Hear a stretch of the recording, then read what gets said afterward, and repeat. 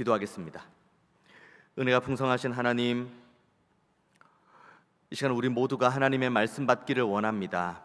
이 말씀이 오늘 우리에게 주시는 생명의 말씀인 줄로 알고 우리의 마음판에 새기는 은혜 있게 하시고 30배, 60배, 100배의 결실을 우리의 삶에서 맺기 원하는 믿음의 기도도 올려드리는 은혜의 시간이 되게 하여 주옵소서. 악한 영 틈타지 못하도록 주님께서 모든 예배를 붙들어 주시고 시종을 책임져 주시며 하나님 홀로 영광받아 주시옵소서. 감사드리고 예수님의 이름으로 기도하옵나이다. 아멘. 하나님을 만나면 사람은 변하게 되어 있습니다.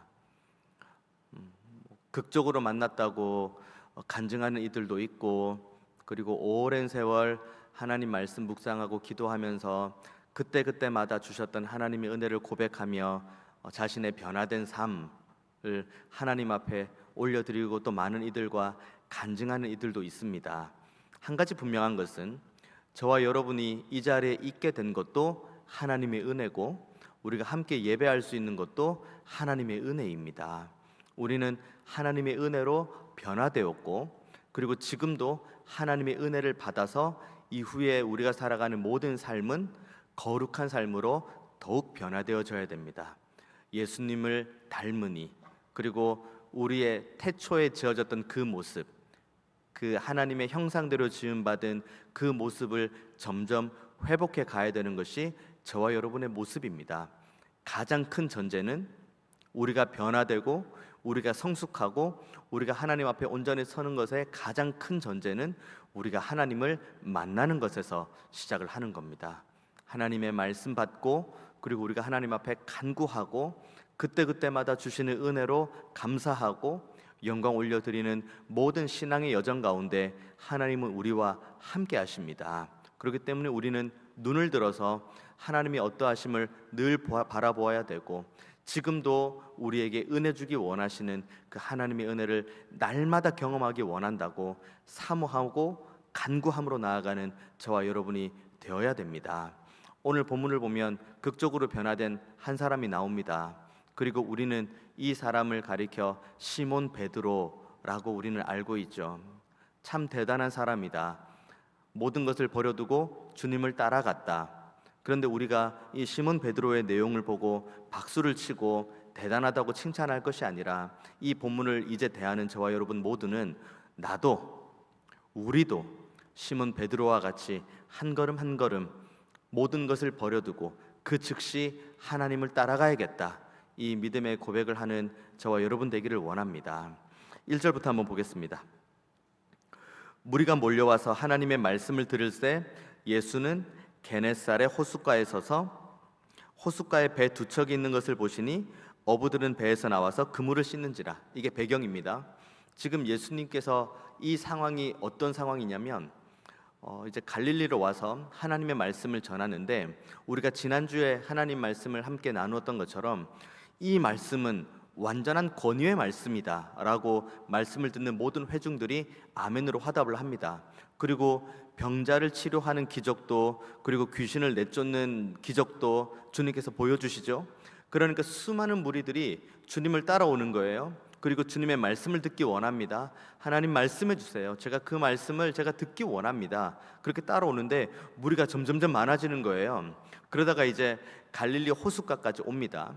갈릴리 호수는 호수가 있고 그 호수 주변에 조그마한 언덕으로 이렇게 쌓여져 있는, 그러니까 분지 형태의 호수입니다. 그렇기 때문에 예수님께서는 호숫가에 서 계시고, 그리고 많은 이들이 그 언덕, 나지막한 언덕이 이렇게 서 있거나 앉아 있으면 여기에서 하나님 말씀을 전하면 그들이 다 들을 수 있는, 참 하나님 말씀을 배울 수 있는 좋은 지형 분지에 있는 거죠.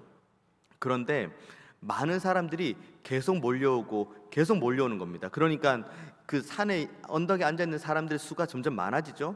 그러니까 그 사람들이 많아지다 보니까 예수님께서 서 계시는 그 호숫가까지 오는 거예요. 그러니까 주님은 계속 뒤로 밀려나는 거죠. 사람들이 계속 오니까. 그래서 주님께서 어디로 가시냐? 배 위로 올라가시는 겁니다. 그 배가 두 척이 있는데 배 두 척 중에 한 척으로 주님께서 올라가십니다. 그리고 예수님께서 그 배에 올라가셔서 이제 호숫가까지 내려온 사람들, 그리고 저기 언덕에 있는 사람들에게 하나님의 말씀을 가르칩니다. 그리고 뒤를 돌아보면 거기에 누가 있습니까? 베드로가 있습니다. 그래서 3절의 말씀 보십시오. 예수께서 한 배에 오르시니 그 배는 시몬의 배라. 육지에서 조금 떼기를 청하시고 앉으사 배에서 무리를 가르치시더니 말씀을 마치시고 시몬에게 이르시되 깊은 데로 가서 그물을 내려 고기를 잡으라. 베드로에게 한 첫 번째 말입니다. 베드로는 주님 앞에 지금 자기 이야기를 한 적은 단 한 번도 없습니다. 주님, 제가 밤새도록 수고했는데 물고기 한 마리도 못 잡았습니다. 지금 그래서 그물을 지금 씻고 있는 중입니다. 이제 오늘은 허탕 쳤으니까 이제는 좀 집으로 돌아가야겠습니다. 라고 베드로가 주님한테 이야기를 하고, 주님께서 그 얘기를 듣고 그러지 마, 깊은 데로 가, 깊은 데로 가서 그물을 한번 내려봐, 이 대화가 아닙니다. 주님, 밤새 수고했습니다. 하지만 잡힌 것이 아무것도 없습니다. 이 얘기는 깊은 데로 내려가서 거기에서 그물을 내려봐 라고 주님께서 말씀하신 그 뒤에 나오는 말이 베드로의 말입니다. 베드로는 주님 앞에 요청을 안 했거든요. 그런데 주님께서는 베드로가 무엇이 필요한지를 너무 잘 알고 계십니다. 그래서 지금 많은 사람들에게 말씀을 가르쳤죠. 시몬은 그 뒤에 있는 거예요. 한번 이 장면을 머릿속에 상상해 보십시오. 수많은 무리들이 앞에 있고 그 앞에 예수님이 있고 그 뒤에 베드로가 있는 거예요. 그러면 베드로는 예수님께서 수많은 무리들에게 하나님 말씀 전한 것 다 듣고 있는 거예요. 배에서. 그리고 그 무리들이 하나님의 말씀을 들을 때 이 권위의 말씀이 무엇인가 하고 아멘으로 아멘으로 화답하는 것도 뒤에서 베드로가 다 듣고 있는 거죠. 그리고 우리가 지난주에 시몬 베드로의 장모를 고치는 내용이 나오죠. 그러니까 베드로는 모든 기적들도 보았고, 그리고 앞에서 주님께서 무리들을 가르치는 말씀도 들었고, 이제 그 모든 과정들이 다 있는데 주님께서는 이걸로는 부족한 겁니다. 이제 주님께서는 베드로를 직접 만나기를 원하십니다. 우리가 하나님 앞에 나아가는 수만 가지 기도의 제목이 있습니다. 그런데 오늘 베드로의 상황을 보면은 주님께서는 우리의 필요와 상황은 이미 알고 계십니다. 주님, 제가 이만저만한 게 필요합니다. 이만저만한 게 부족합니다. 주님, 제가 지금 어려움 가운데 있는데 주님 이것 좀 고쳐주세요. 살려주세요. 채워주세요. 회복해주세요. 이 모든 것들을 말하기 이전에 주님께서는 우리에게 말씀하시는데 그 응답은 우리로 하여금 하나님을 직접 만나기를 원한다고 주님께서 우리에게 주시는 그 응답입니다. 하나님께서 우리에게 은혜를 주시죠. 하나님께서 우리의 기도의 제목에 응답을 주시죠. 하나님께서 우리에게 사랑과 긍휼을 주시죠. 그러면 이 모든 것들이 좋다. 내가 은혜 받으니까 참 좋다. 내가 사랑과 긍휼을 받으니까 참 좋다. 여기서 머물 문제가 아니라 이것은 지금 내가 하나님을 온전하게 만나야 될 때이구나. 다른 사람들의 고백을 통해서 내가 하나님을 만나는 것이 아니라 나의 하나님, 지금 나와 동행하시는 하나님, 지금 나에게 은혜 베푸시는 하나님, 나에게 긍휼 주기 원하시는 하나님, 그 하나님을 만날 때가 지금이구나. 이 믿음의 고백을 하는 저와 여러분 되기를 원합니다. 한번 보십시오. 깊은 데로, 4절에 보면 깊은 데로 가서 그물을 내려 고기를 잡으라고 이야기를 합니다. 그러자 이제 5절의 말씀에 시몬이 대답을 합니다. 5절, 시몬이 대답하여 이르되 선생님, 우리들이 밤이 새도록 수고하였으되 잡은 것이 없지만은 말씀에 의지하여 내가 그물을 내리리이다 하고, 6절의 말씀, 그렇게 하니 고기를 잡은 것이 심히 많아 그물이 찢어지는지라. 베드로는 엄밀히 따지면 예수님보다 훨씬 그물질 잘하는 사람입니다. 예수님이 무슨 그물질을 해봤겠습니까? 그 인간적인 관점으로 보면은.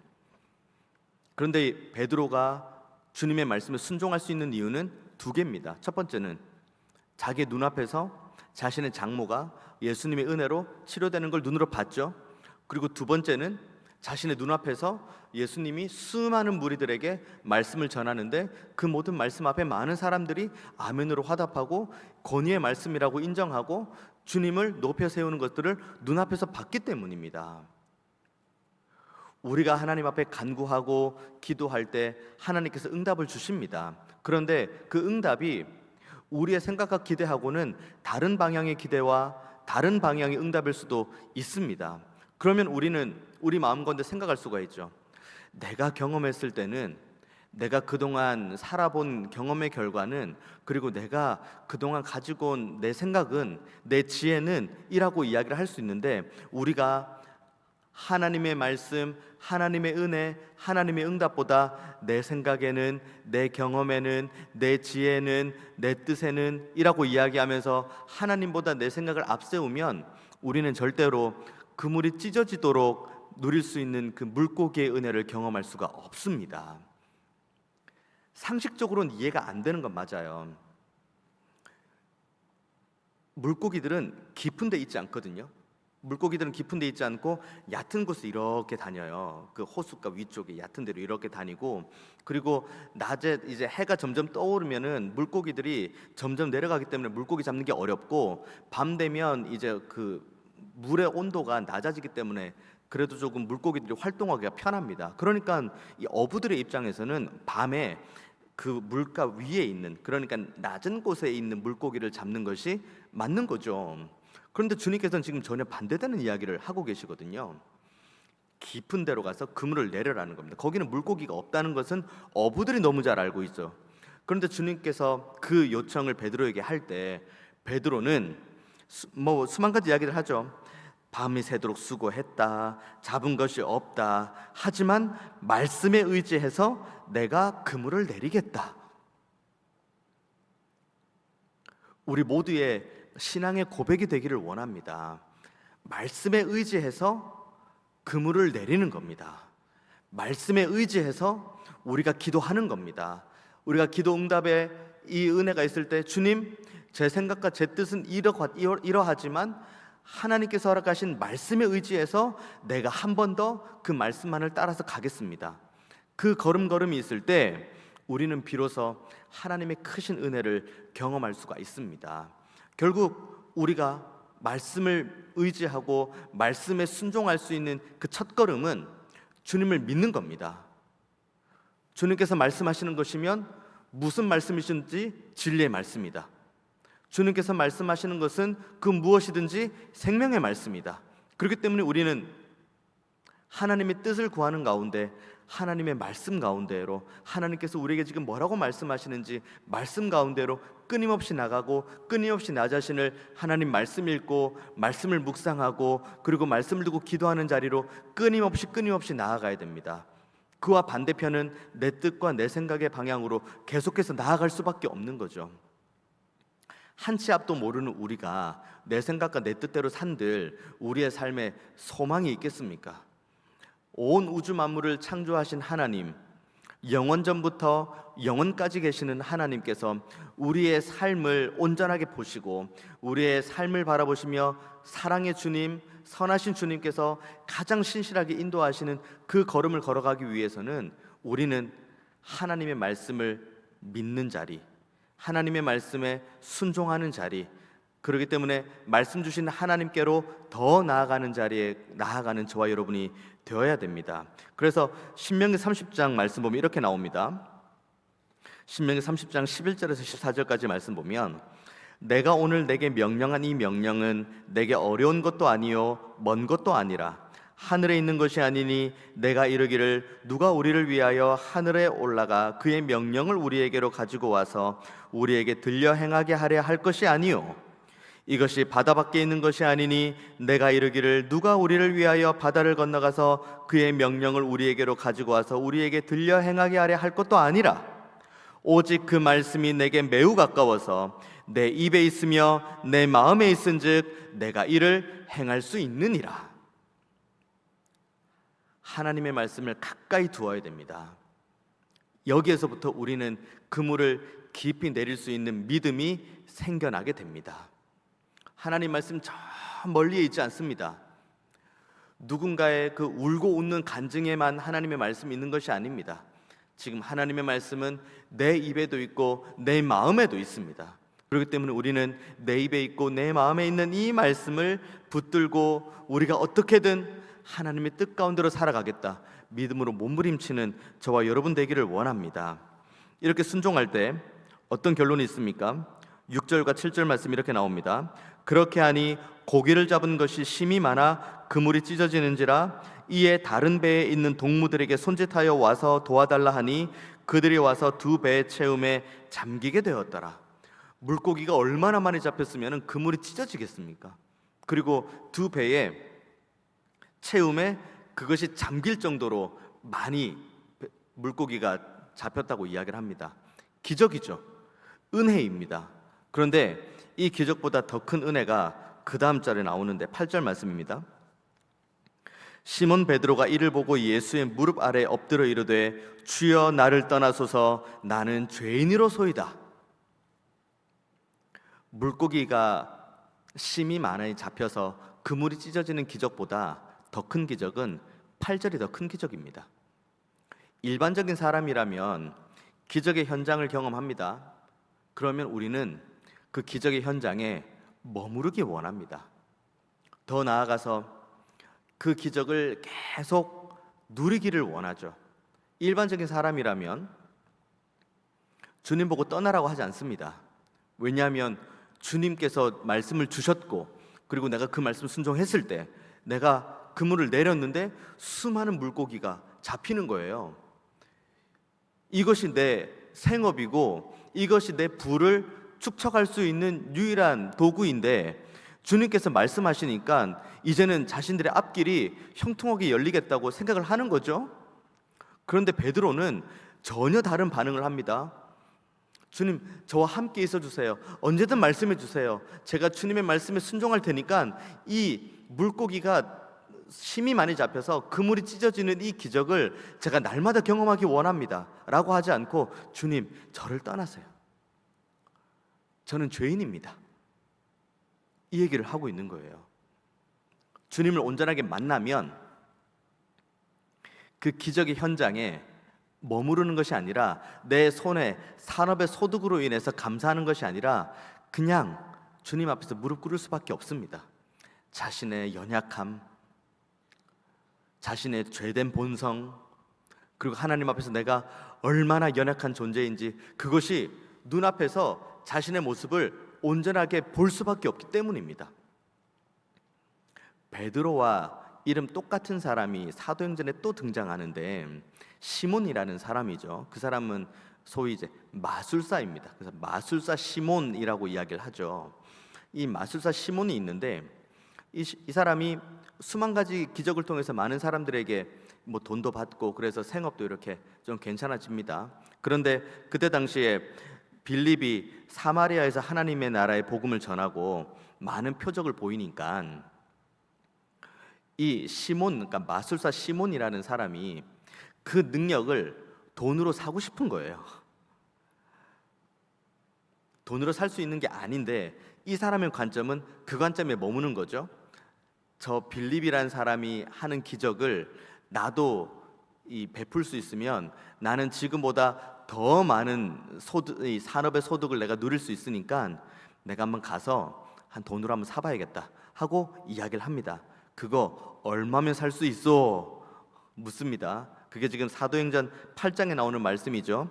그 이야기를 듣고 사도행전 8장 20절에서 시몬 베드로가 마술사 시몬에게 이렇게 이야기를 합니다.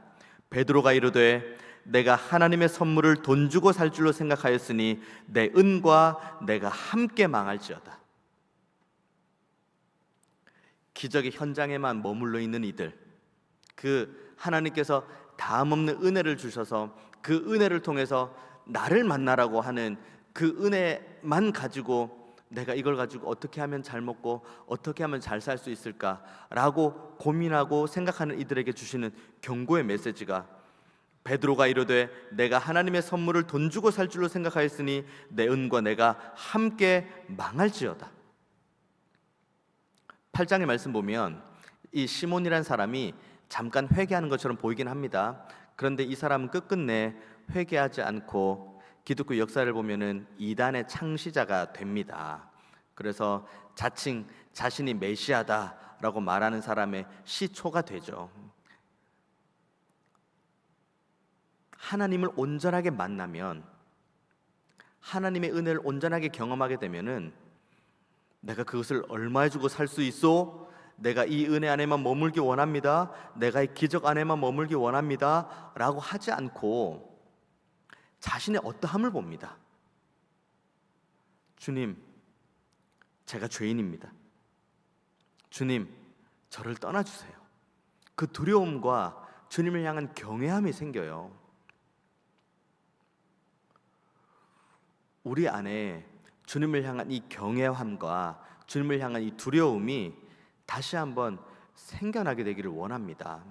우리가 얼마나 평소로 살면서 주님의 이름을 얼마나 만홀히 여겼는지 모르겠습니다. 하나님의 이름을 얼마나 적합하지 않은 상태에서 우리가 입술을 열어서 하나님의 이름을 들먹였는지 모르겠습니다. 하나님은 그런 분이 아니십니다. 하나님은 우리가 쉽게 여길 수 있는 분이 아니십니다. 하나님은 우리가 하나님이란 존재를 붙들고 이리저리 왔다 갔다 할 수 있는 그런 존재가 아니십니다. 우리에게 은혜를 주셨습니까? 우리에게 기적을 주셨습니까? 우리에게 사랑을 주셨습니까?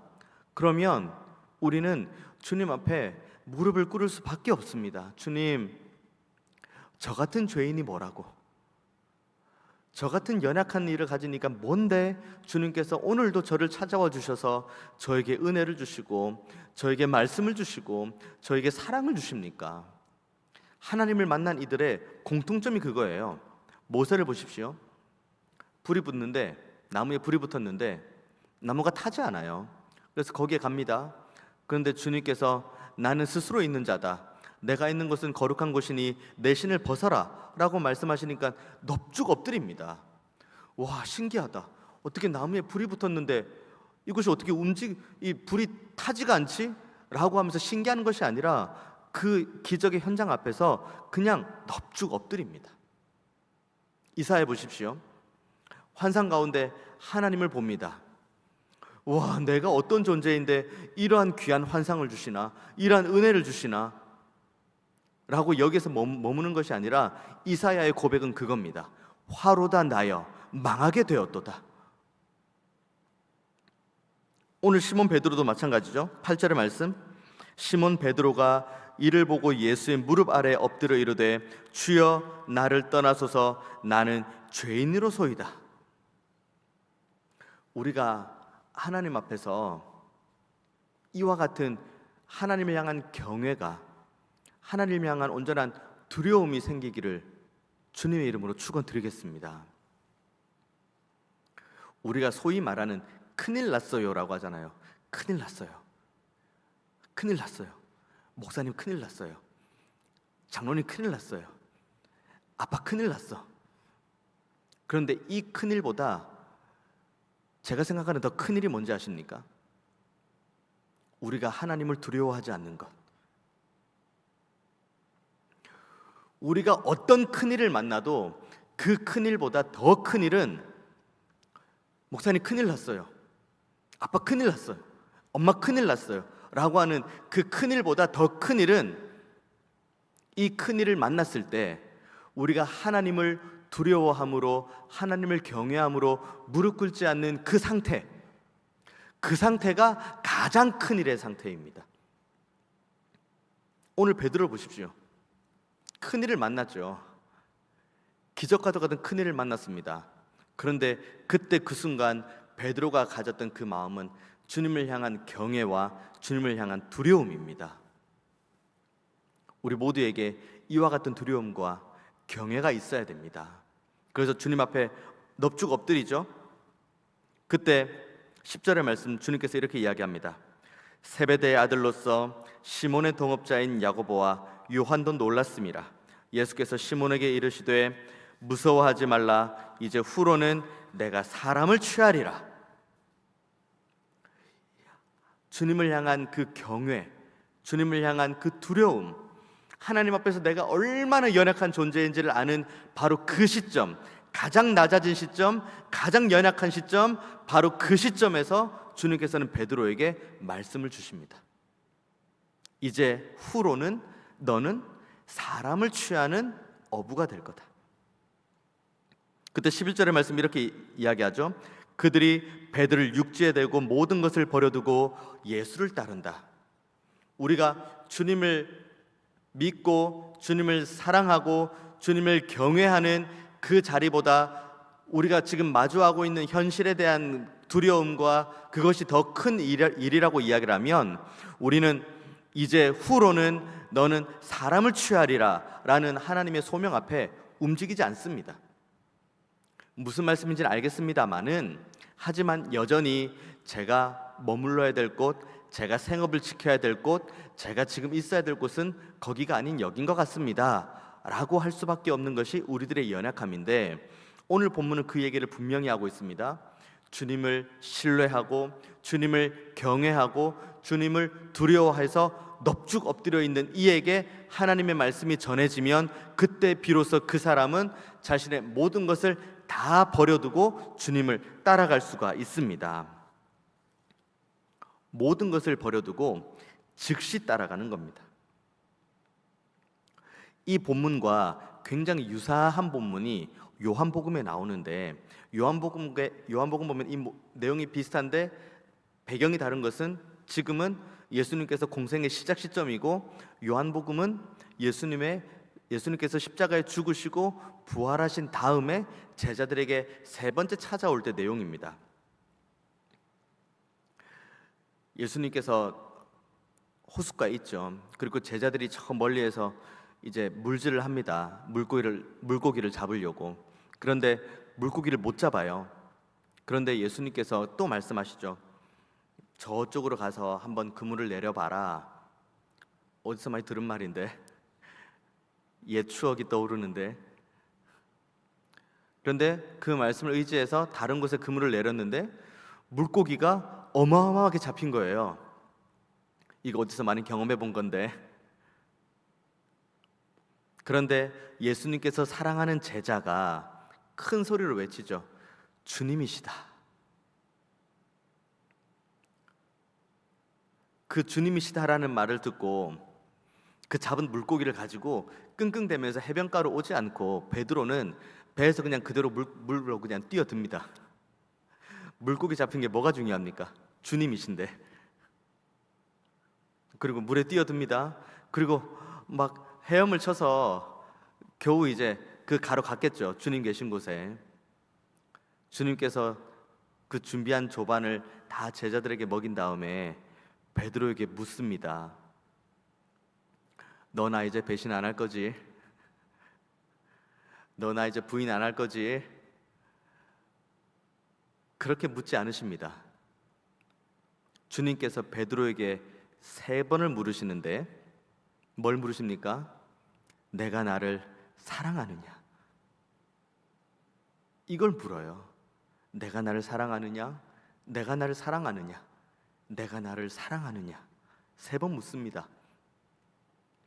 우리에게도 동일하게 묻는 질문입니다. 우리는 여전히 주님의 빛을 보고 주님의 십자가의 죽으심과 부활하심까지 다 경험하고 주님의 은혜로 이 자리에 앉아 있다고 이야기를 하지만 여전히 연약하고 여전히 부족함 가운데 죄를 짓고, 그리고 하나님의 이름을 만홀히 여기고 하나님의 이름을 망령되이 여기는 삶을 살아갈 때가 얼마나 많이 있는지 모르겠습니다.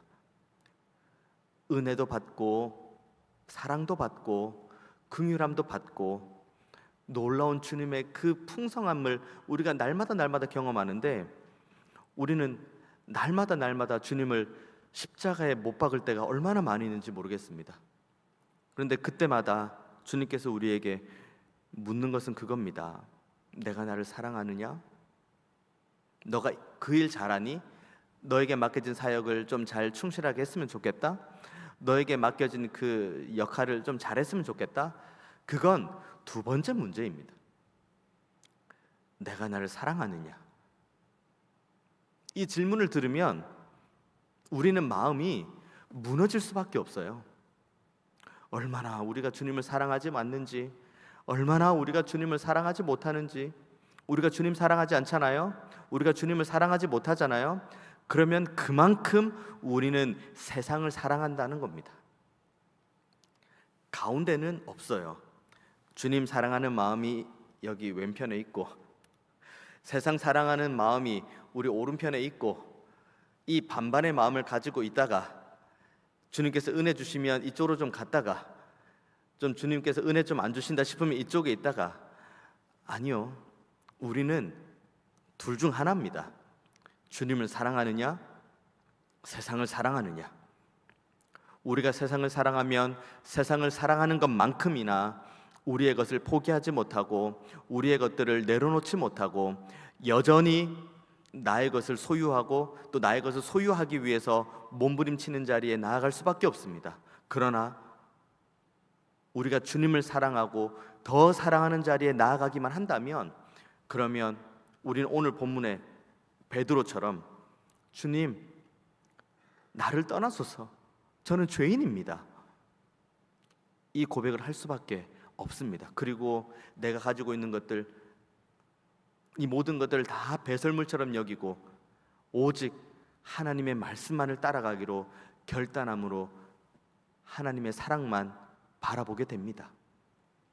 바라기는 저와 여러분이 오늘 베드로와의 고백처럼 주님 저를 떠나소서, 주님 저는 죄인입니다 라고 엎드리고 주님의 사랑과 긍휼과 은혜를 간구하는 저와 여러분 되기를 원합니다. 그때 비로소 주님께서 우리의 마음을 만지시고 우리를 다시 한번 소생케 하시고 그리고 우리에게 기회를 주십니다. 이 은혜와 이 사랑에서 절대로 떠나지 맙시다. 절대로 떠나지 말고 하나님의 은혜만을 경험하는 자리, 하나님의 사랑만을 경험하는 자리, 그 자리에만 있는 저와 여러분 되시기를 주님의 이름으로 축원드리겠습니다. 기도하겠습니다. 은혜가 풍성하신 하나님, 오늘도 우리에게 생명을 허락하시고 주님을 사랑하는 믿음을 주셔서 감사합니다. 주님, 우리가 세상을 사랑하지 않게 하시고 주님을 사랑하게 하여 주옵소서. 주님을 믿는 믿음이 더 깊어지게 하여 주옵소서. 나의 연약함을 주님 앞에 온전히 내려놓고 주님의 은혜만을 사모하는 자리에 있게 하여 주옵소서. 그래서 우리의 삶이 하나님의 은혜로 인해서 세워지게 하시고 우리의 삶이 하나님의 사랑으로 인해서 보호받게 하시고, 그래서 우리의 입술과 우리의 삶의 모든 고백이 하나님의 사랑과 은혜 베푸심을 고백하는 찬양과 간구가 넘치게 하여 주옵소서. 감사드리고 예수님의 이름으로 기도하옵나이다. 아멘.